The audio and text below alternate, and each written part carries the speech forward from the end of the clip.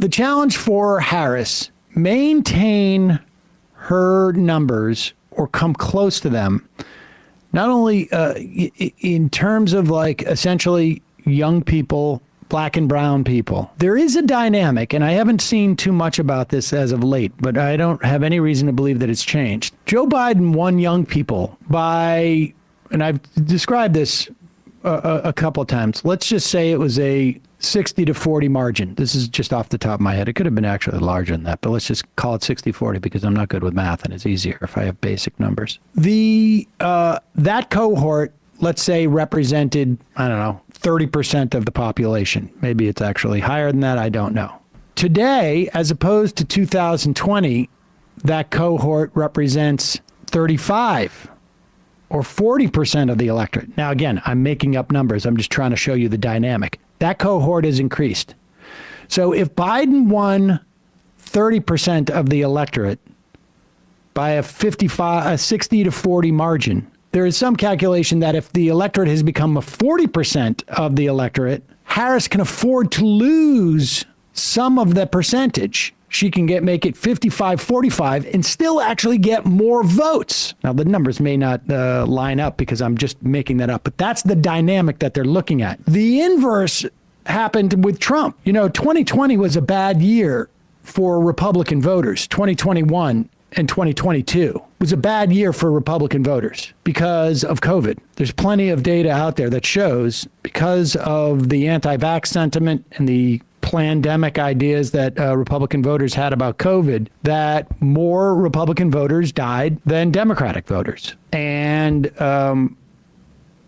older people tended to die more than younger people. And also we're on the tail end now of, some like we're watching the millennials become the more dominant generation. So Donald Trump may have won those people by a similar dynamic. Let's say it was 55-45, and that cohort may have made up 40% of the electorate. But now that cohort makes up 35% of the electorate. So he's got to win that by a greater margin. And there's no reason to believe that he will. Here is Harry Enton, though, saying something surprising. And again, Donald Trump has to make up these votes somewhere.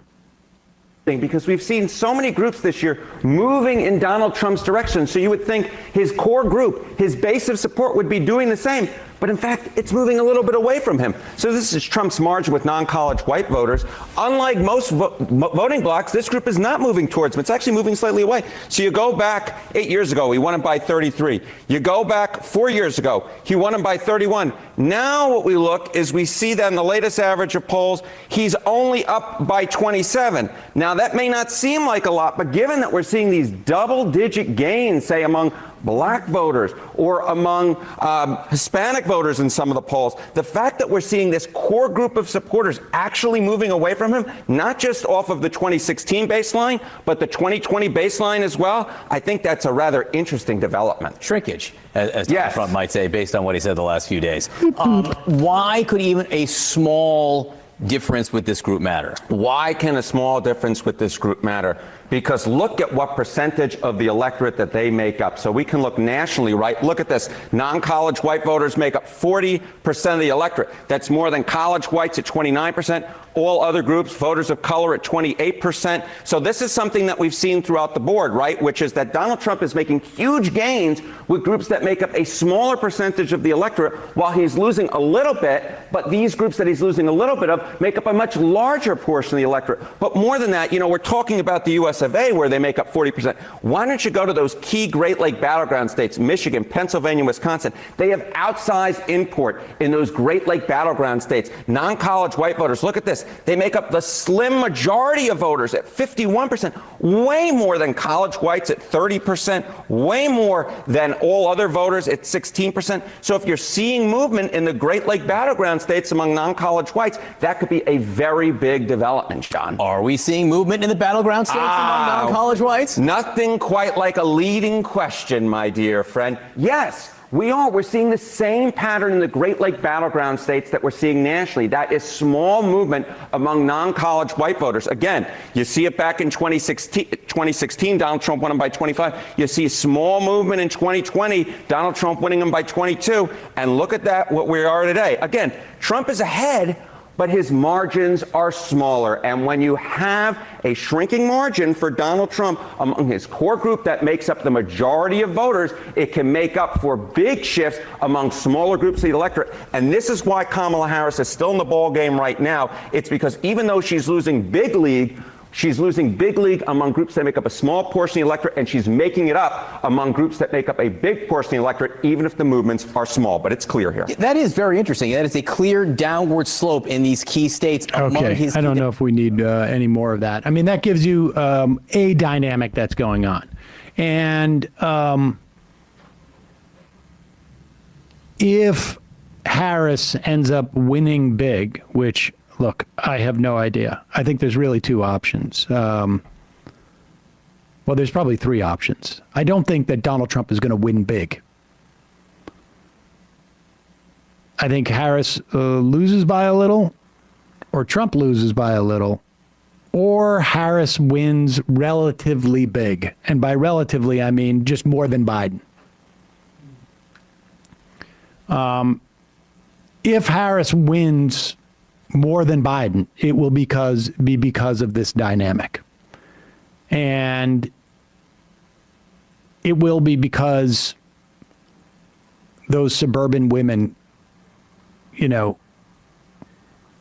came out to vote. And perhaps it also could be because we see a real surge again, from women of color, although women of color tend to have already, they came out in 2020 in a big, big way. So there you have it. We'll see. We're going to take a break. Hope it works. Hope it works. Because if they lose by a little, it's quite clear that it's going to be a function of Harris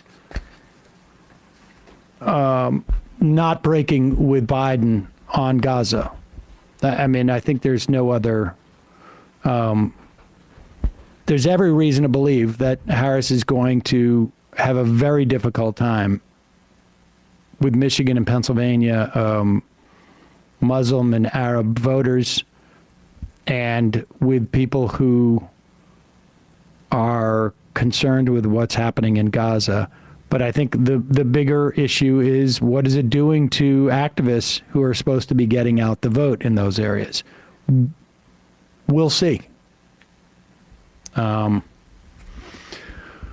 Folks, just a reminder, it is your support that makes this show possible. You can become a member by joining themajorityReport.com. As you know, this business can be tough and run you down. I think Tim Pool has decided to quit one of his shows. I don't know if it's the show that I'm supposed to go on.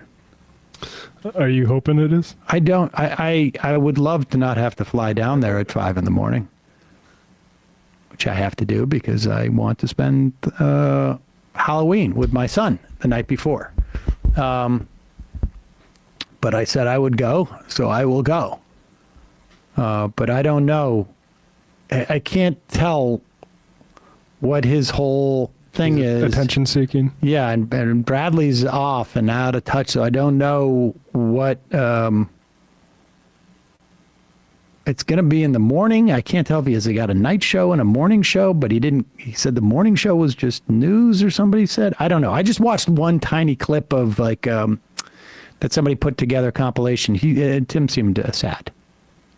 He seemed frustrated. I mean, he's got problems I wouldn't want to have. I wonder. I mean, there's a lot of reasons. Like, look, I know this can be a tiring job, and he's only got 30 people working for him. It's like 6 times the staff that we have, almost. I mean, imagine some guy like Edward Gregorian came through and said, "Here's a big chunk of money." There are some people in this business who expand as soon as they get a bunch of money. and they're like, I've got dreams to have a sports show and a movie show, and we're going to do this type of show, and we're going to sell supplements or whatever it is. And you get that money, and you have all these aspirations, so you spend that money, and then you realize, like, uh-oh, we've expanded, and I don't have the way to generate this money anymore because, let's say, all of a sudden the DOJ just shut down the source of income. It reminds me of a section from a really interesting book called The CIA Diary by Philip Agee, written in 1974, one of the first big leaks by a CIA case officer who was basically like had a bunch of assets in South America. And he said one of the ways that they sort of cultivate them is you give them a little stipend, a little allowance. And it's not anything massive, but it's something you get used to in your regular They change course. their lifestyle. And then they get used to that. And then whether you know it's the Americans behind it or not, all of a sudden you say, hey, you know that stipend you've been banking on for like 2 years? You either play ball or that disappears.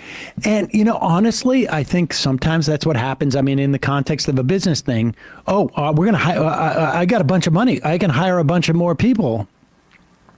And then that money dries up. It's not like, we talk about like, Dave Rubin got $5 million.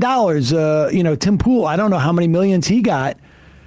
And, Tim Pool was like, oh, whatever, it's just licensing. But, you get used to that money. And then God knows what you got to do to try and generate that revenue. Like, I would imagine I would start freaking out maybe and inviting people on that I had vowed that would never come on my show. Yeah, hey, Jim Jordan, do you want to make the trip out here? Yeah, exactly. We've never banned anybody from this show. If Tim Pool wanted to come on the show, I'd let him come on the show. But if I said I would ban somebody, it would be weird to invite them on unless I needed to raise some revenue. Somebody told me they were advertising on this show. If you're watching YouTube and you see one of the Tim Pool ads, record it if you can. I don't know. Shoot it on your phone. Doesn't work for us, though. When I hear we get Ben Shapiro ads, I just think it's good that we do our programming and take their money. But I have no problem with that at all. I'm just curious because you have to be conscious about it. It does seem like it seems like a panic move, but I don't know. I'll have the opportunity to ask him. Fart Wayne, when are you going on Tim's show, Sam? Well, as far as I know, a week from Friday.